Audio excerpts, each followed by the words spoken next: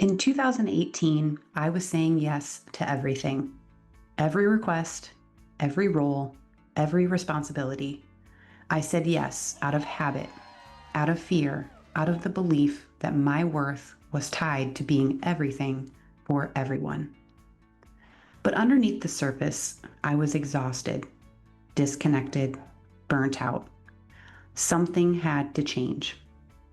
So I got quiet. I got honest. And I started the slow, steady work of returning to myself.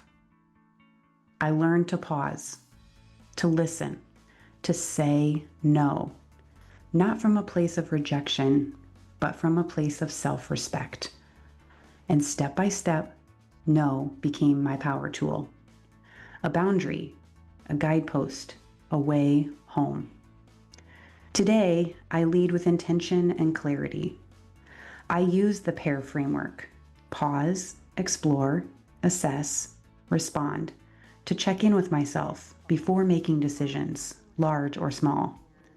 I say no to urgency, to people-pleasing, to overextending myself out of guilt or fear.